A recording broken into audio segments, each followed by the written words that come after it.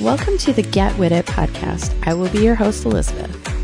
This podcast will focus on the decline of women in technology and how our grassroots organization works with the community to foster relationships and reducing the gap of women in tech. We will be talking with both men and women on how to continue to move the needle forward on those relationships. For more information, please check us out at getwitit.org.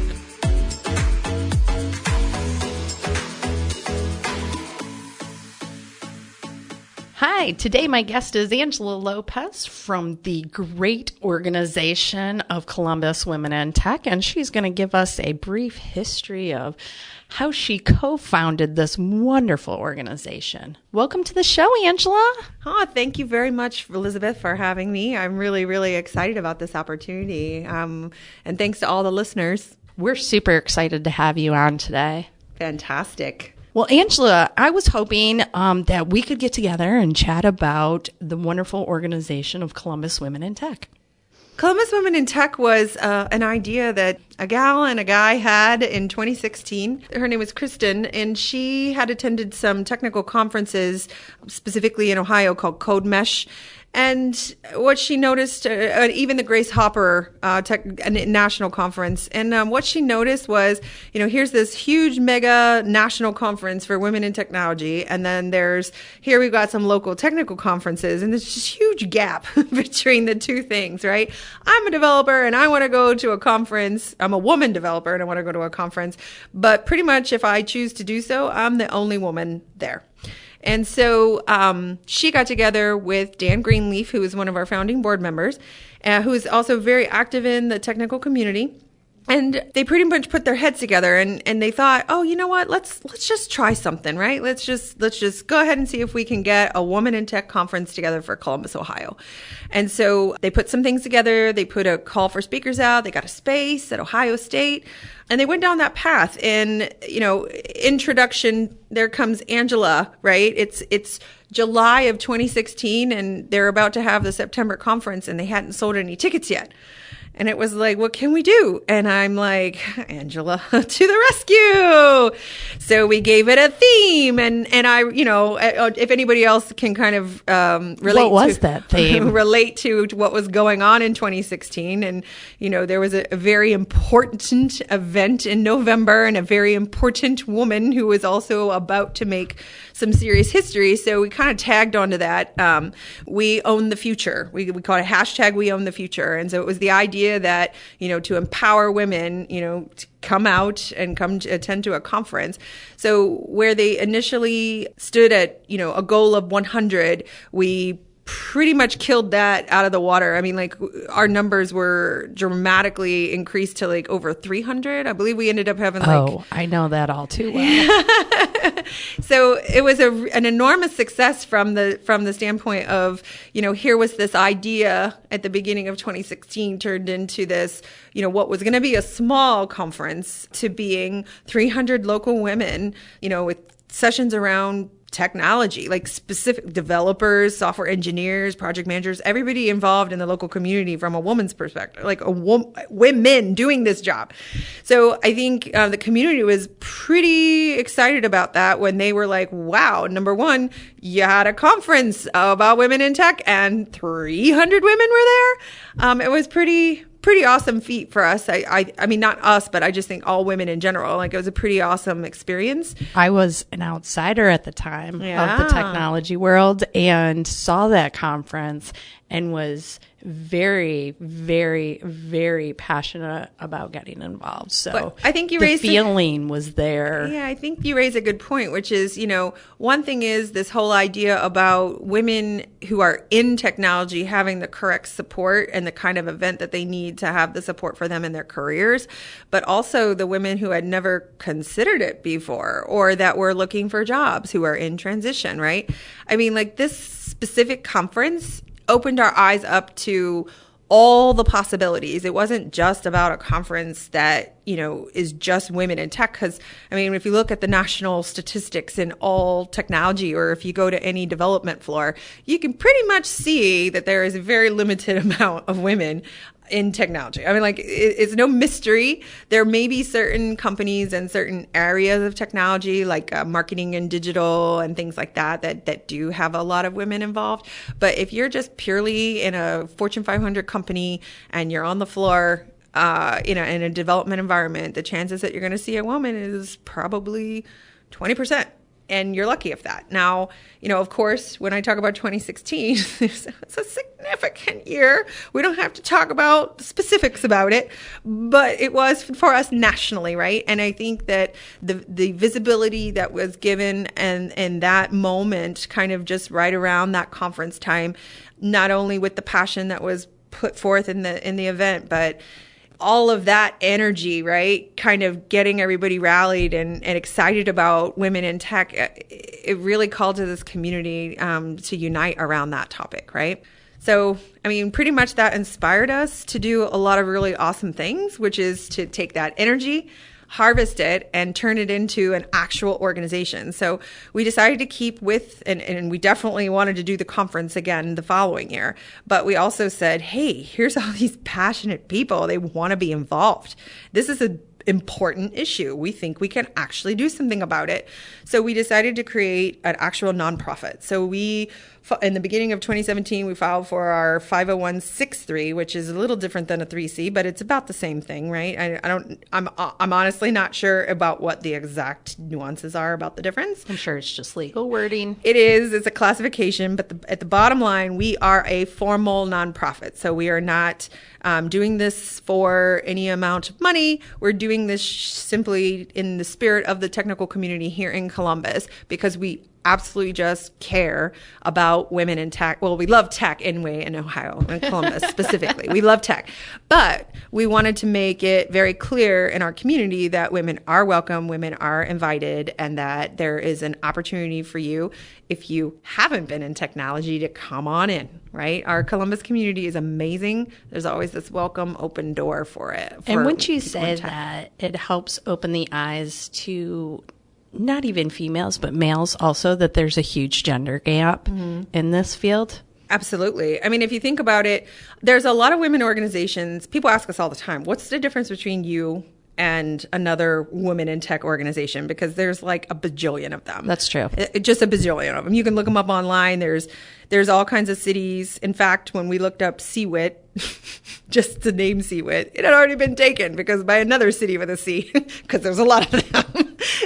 But if you take a look at our organization, I think that the fact that the way Columbus is set up from a technology community, it's like everybody's welcome, everybody's connected, we all support each other. We kind of tried to take that same kind of structure into the Columbus Women in Tech organization itself, right? So it's not just about, yes, we're here to address women in tech, but men are welcome too. Men are absolutely invited at the table, because we all know that without men, this conversation can't happen. It's just us coming together in solidarity, which is absolutely an essential piece of change. But if we want to change ultimately and increase equality in tech and increase women in the technical workforce, that we have to have everybody present at the table to talk about it, or be willing to be at the events and socializing about it, right? Because if we're just having just women events, then how does that fix the men who are already in tech? And then it kind of creates separate clubs. But together, we're able to address and just kind of celebrate women, and it's a welcome environment for everyone. So that's kind of one of the premises behind how our organization was formed.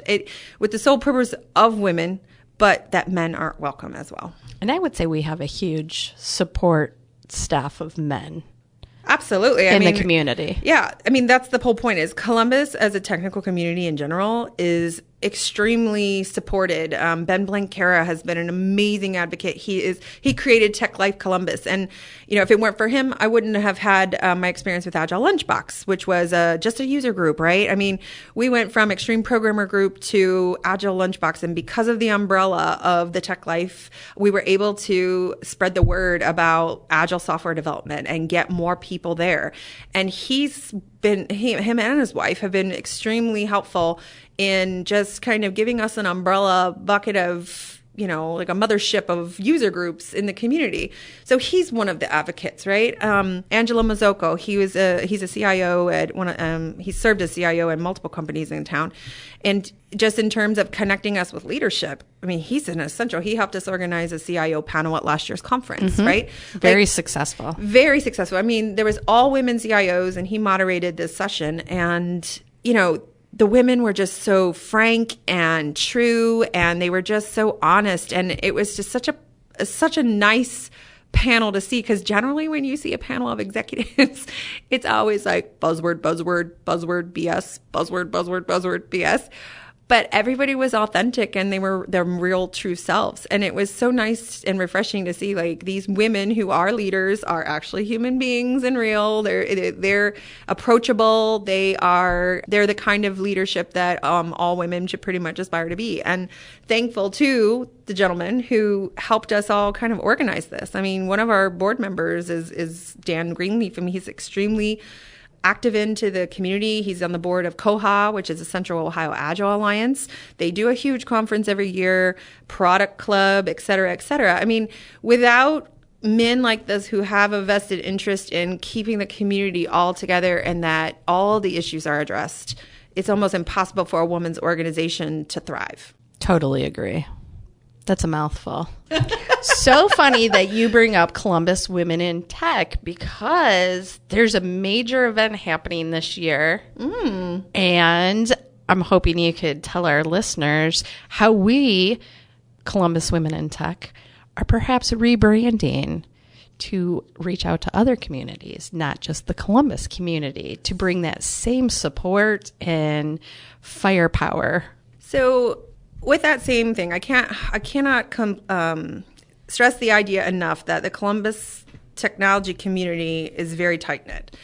And, as Columbus Women in Tech has grown not only from a conference into an actual organization, we can't help but think, while all the other organizations look at things nationally and globally, like, how can we take this tight-knit community experience that we have in Columbus and repeat it in other cities like the same size, right? So we're kind of a mid-sized city. Obviously, in the larger cities, it's going to be a little harder to get everyone to be as tight-knit as we are here. But I mean, if you look at it from a resource pool, right? Like Columbus, if you're in the technical community in Columbus, your network basically facilitates the opportunities for you to be able to have a job. Right? Companies are all pulling from the same talent pool. And so if you unite that community, if you can unite that community around things, then the relationships you have, employers are more likely to be able to pull women into the picture, or somebody can refer a woman to a job, right? So it takes this whole idea of, and I don't know if anyone knows or has heard about social capital, but it's the idea that relationships are everything. I mean, it's kind of like what LinkedIn is based on, the 6 degrees of separation, et cetera, et cetera. I mean, in principle, you get this idea that, especially the farther you get in your career, advancement and opportunities are based on who you know. And it's not from a fictitious, like a name dropping place, but it's this, who do you actually have a relationship with? Who do you trust? And so employers want people that people refer all the time and trust. So, our conference isn't just about creating this event. It's about creating this community of trust between everyone in the community, right? And so we want to do that in other communities. And we're like, well, how do we do that? If we're going to do that in, say, Cleveland and Cincinnati and Indianapolis, like, we want to create communities that support women in tech to help create this change. And it happens at the community level. It's not just at a national level. So we feel like we're really strongly suited with our experience and the way that we understand how everything's structured to be able to repeat this in other cities. So as part of that, we had come up with some fun ideas last year, and we were just kind of playing around with some things, and GetWITit came up, right? GetWITit, and then it's cool because it's punny. You can be like, get women in tech it, or you can get GetWITit, like, depending on how your slang goes. There's this whole fun punnery happening around that name. And we thought, you know what? That's what we do. We're trying to get the world kind of engaged with this idea that women are equally as capable, and we can excite women about it, but we can also bring men into the conversation and have this and basically have the world get with it in terms of what women in tech and the value they can provide in technology, right? Correct. I didn't know that's how that came about. That's so funny. I just thought it was like Angela one night. Yeah. Well, right. Like one of those, get with it moments. Well, it was actually, I think, Caitlin, who's been so amazing and done a lot of our website. Caitlin. Are some of our website designs and our graphics. I mean, like first year, it was just me and my tool of Engage, like creating post-conference flyers and like, me on the GoDaddy website, right? Now, of course, people see it and they're like, you're a Women in Tech conference and your website. And the funny thing about it is like, yeah, we are women in tech, but who has the time? You do all realize that we all work like full-time jobs and there's a lot of things that need to get done.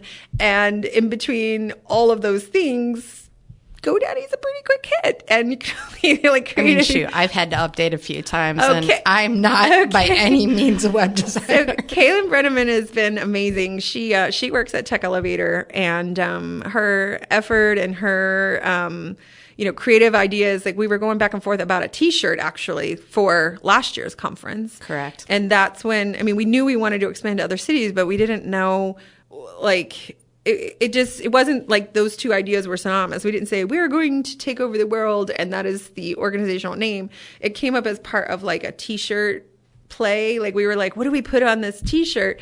And that came up as that. And I was like, say that. I don't know what we're going to do with that, but that's really good. I created an Instagram immediately for it. I was like, I don't know where this is going, but I'm going to also buy the .org for this.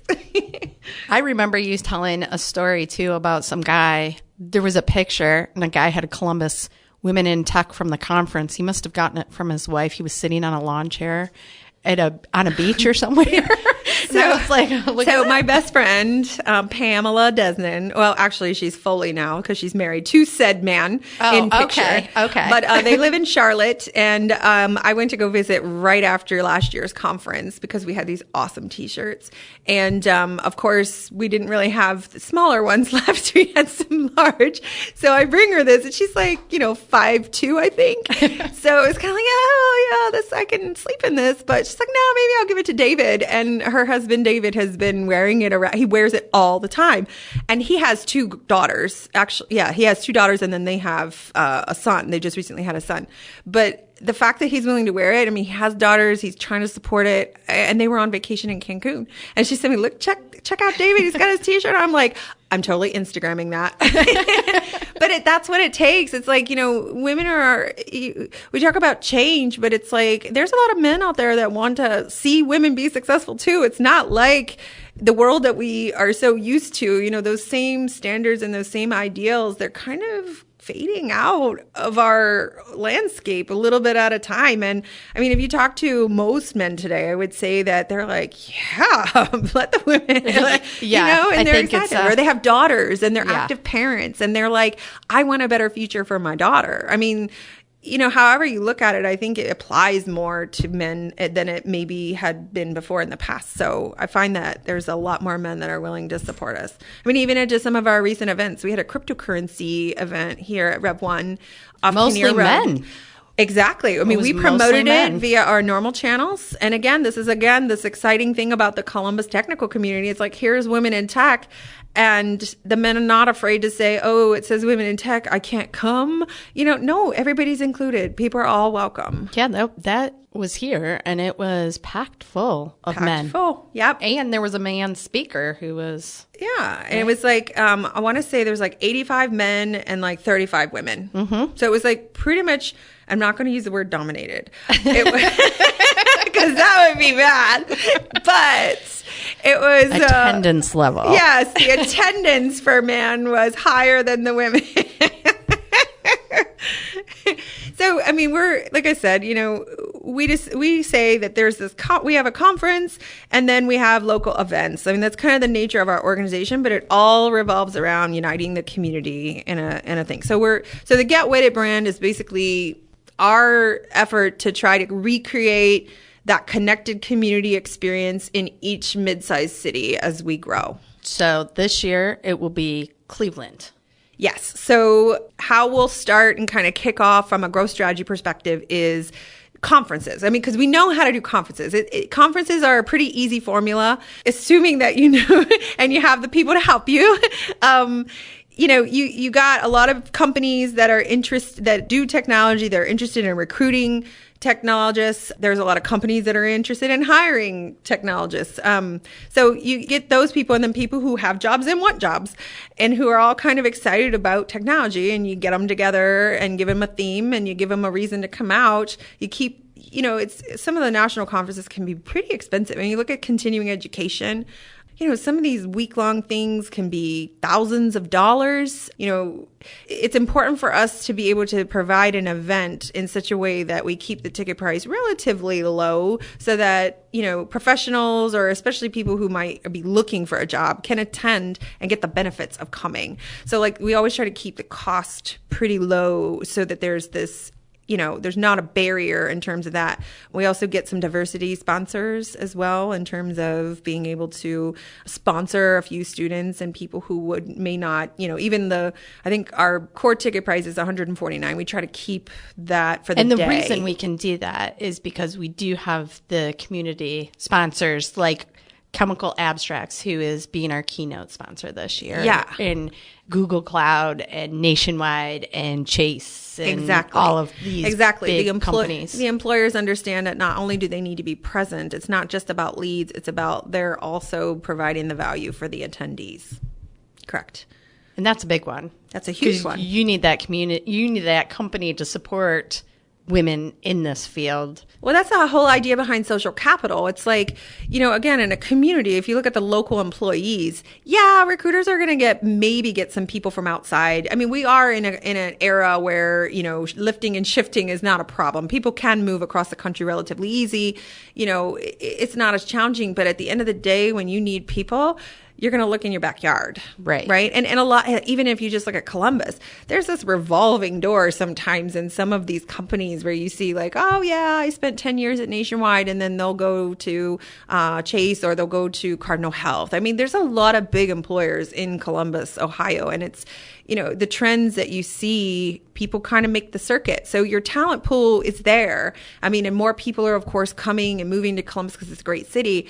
And we want to help other communities recreate that. So we are attempting to do a conference in Cleveland, Ohio on November 5th this year. Yes, November 5th. Yes. So the Columbus conference is September 12th and the Cleveland conference is November 5th. Both of them are going to have very much similar branding. The theme is called Make Her Story, where we've been and where we're going. And the narrative behind that kind of idea. You missed the hashtag.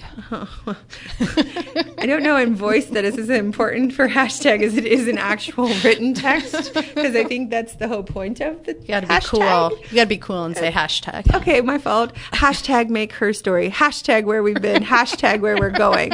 Verbally, hashtags don't quite transfer as well, which is why people, I think, when they read them, they start getting irately angry at them. I've had people volatilely object on my hashtagedness because my Instagram posts to Facebook. And they're like, can you not hashtag?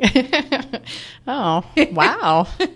So verbally, it doesn't translate as well. But anyway, the theme around the conferences is Make Her Story.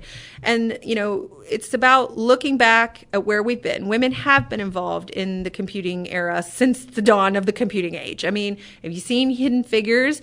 There's the ENIAC, the World War II computers that women were notably involved in and active. The Girls of Atomic City. How about Liza Mundy with Code Girls? Do you know that book? It's all about during World War II. I have not read that one. Oh, yeah. World War II. And they were used to decipher the code. They were brought in for deciphering the code while the men were at war in World War II. Well, exactly. And so the whole point is we were there. And then, people charted kind of the increase of computing and just women's involvement in computing up to about the early 80s. And then all of a sudden there was this drastic decline. And, people hypothesize all the time why. And they say, because girls didn't have access to computers. Well, my dad was a Radio Shack salesman, so I had access to a computer. So I don't know what other girls did and didn't have, right? But we all had access in school. I mean, of course, this is the 80s, not to give away my age or anything, but yeah, let's not be throwing us under the bus. But I mean, we had computers in the schools, so therefore girls had exposure to, if they were lucky to be in a school that had computers. Now, Correct. I realize that there are a host of schools, given different cities, different places that, we're not fortunate enough to have computers. I was lucky enough to be in a suburban school that did have computers. We had our Apple Macintosh, and we did the Oregon Trail. Love the Oregon Trail. Other, wonderful technology. Did you have the floppy disk that you had to interchange each? Absolutely. Oh, yeah. Absolutely. Loved it. So, here you have that accessibility is one of the reasons why women aren't there. Or maybe it's the culture, or, this, all of a sudden egotism was built into computer education. And, because there's a certain type of person that likes to tinker and they like to know everything. And, maybe it just really spoke to introverts because they could, shut the world out, and then therefore they shut women out. I mean, there's all these different pieces that could add up into why. But the bottom line is okay, at this point we don't care why. We just want to make a change. Let's shift it in the other direction. We know what happened. We'll sort of know what happened, and we know that there's limited women. We know the value of having women in technology means that we have a more diverse opinions. We have a different angle, a different perspective on problems and how we solve them. In fact, we can just be more innovative in general if we have more diversity in our opinions and how we build technology. So I think everyone's on board with that being one of the key reasons why we want to push for the change, and we want to increase the number of women in technology, because at the end of the day, we all benefit. When women do things, generally, we want to give back to the community. We consider children, we consider family, we consider how everything impacts us. So having more women in technology brings that much more to technology's value. The Columbus Conference, we said, is September 12th. Yes. It's an all-day event. Registration, I believe, starts at 7:30 a.m. or 7 a.m. 7 a.m., I believe, is when the... I don't know. Yeah, what time that's did me. You tell them to be there? I know, that's me. What time will you be there? That's me. You'll be there you're staying the night. Yeah, I'm sleeping in the war room. And so registration, it's at the Student Union here on campus, the Ohio State University. Make sure you please put that "the" in there. OH! No. I-O? Oh, I'm sorry. Some of us are from that state up north. Yeah, but we still love and embody people. But in this campus, when you say OH, you best to go. You are there. You go. There you go. It pains me to have to say that. Yeah. So we do have tickets on sale. Wow, we do, and I believe you can go to our website, cmhwit.org. And all the information is on there. Some of our featured speakers, their bios, abstracts, the keynotes. We're excited about our keynotes. Do you want to make a shout out to the keynotes? Absolutely. We are so fortunate to get one of them, an amazing woman two women who are making her story. She's not talking about me, folks. Well, just to clarify. Miss Lori Beer, she's the CIO of JP Morgan Chase, and being the CIO of a global financial institution that basically handles over $230 trillion is kind of a big deal, because you can think all of the technology that has to support that $230 trillion. And there's a huge base here in Columbus, Ohio, so that's huge. But also, one cool fact about her that is also complementary to her story tagline is she also sits on a 50% operating or a committee that's 50% women. So that's another big deal. In the Fortune 500, the operating committee are all the important executives and leadership in a company.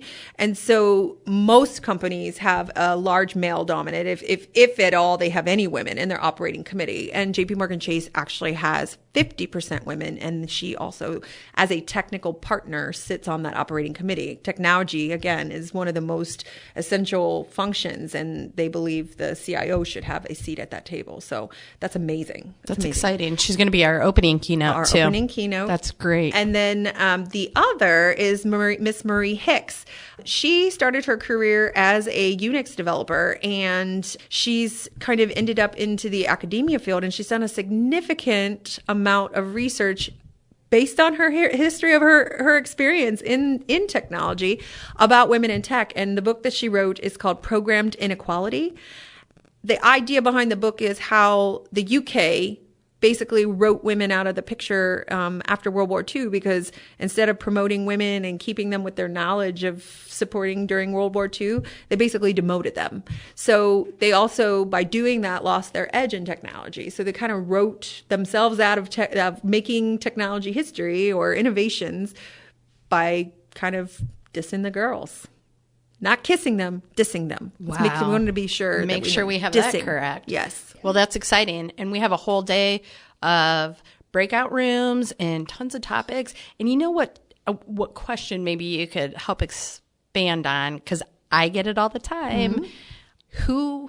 Who can come to this conference? Remember we said how Columbus Women in Tech and GetWITit is all about uniting the community to help advance women in technology? That means the entire community is involved. It should be invited. So men are definitely welcome. I must get like 5 emails a day about it. Really? Yeah, wow. I do. Well, I mean, that's the whole question. You know, historically, it's all been like, oh, just girls. Mm-hmm. Now, there's also the idea for children too, right? So, you know, can I bring my daughter?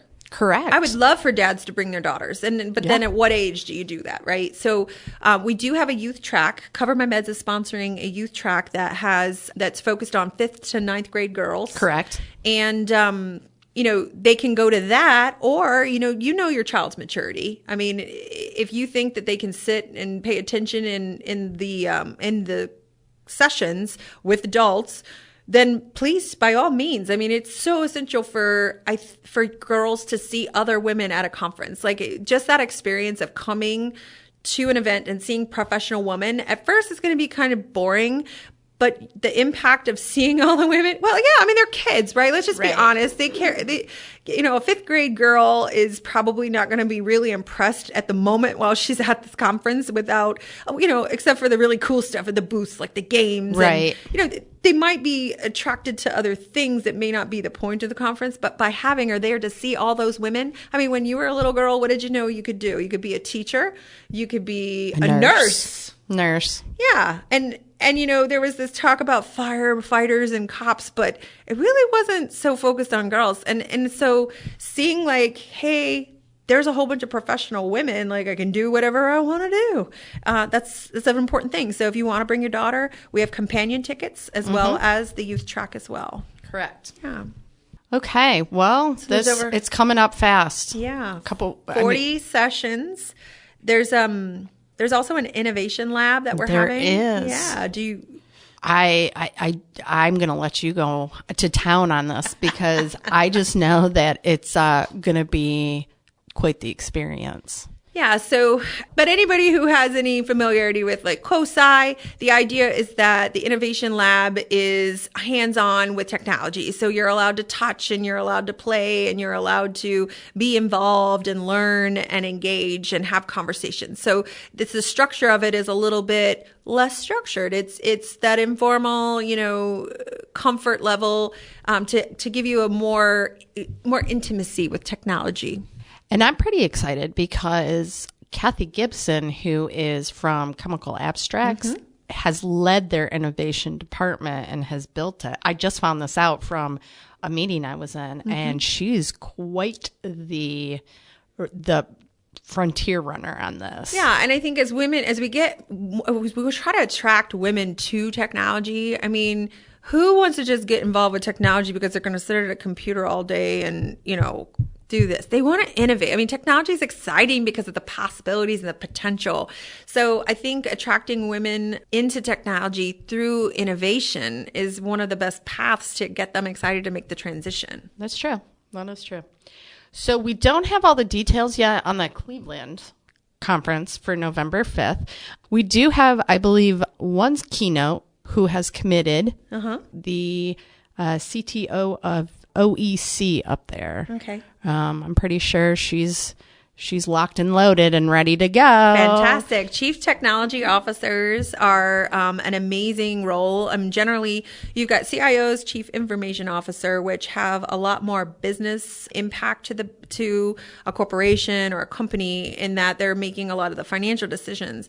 The Chief Technology Officer is often strictly focused on the technology solutions. I mean, they will have some operational responsibilities, but you can't be a Chief Technical Officer if you don't know your stuff. So that's a pretty big honor to have her at our conference. Yeah. It should be pretty exciting.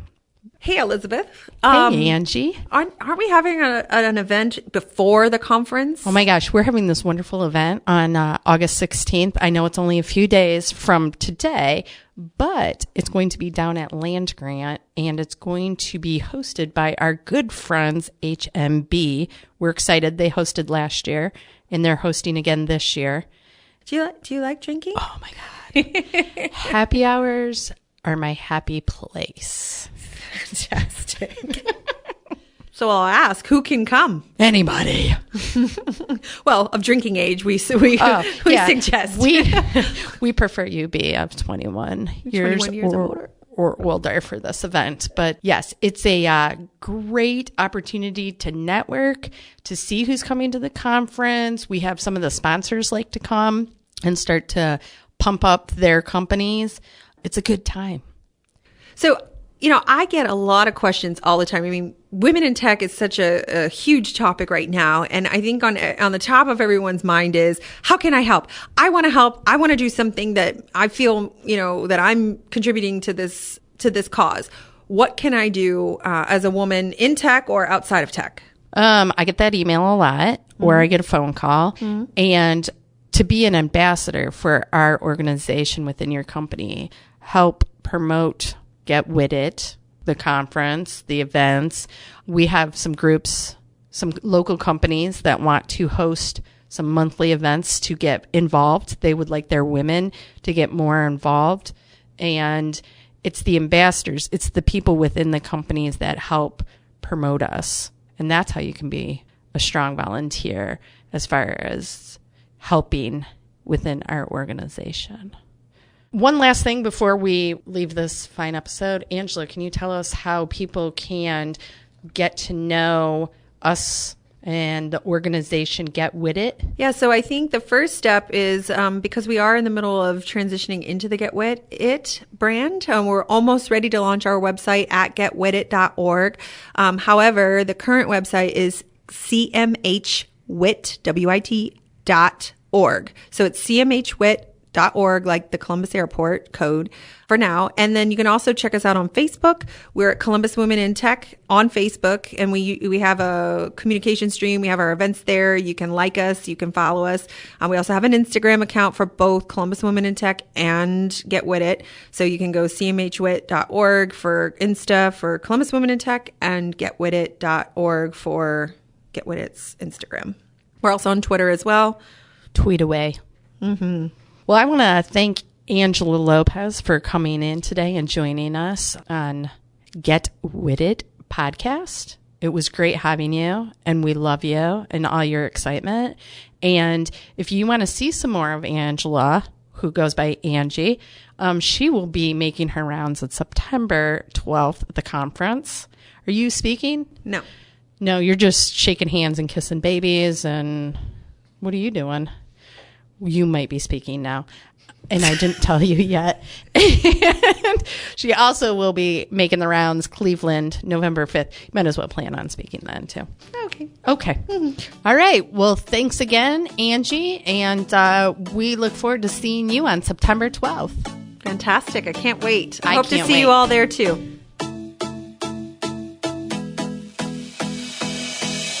Thanks for tuning in, and don't forget to subscribe to our podcast and leave a review. We will see you next time, and feel free to drop us a line at getwitit.org.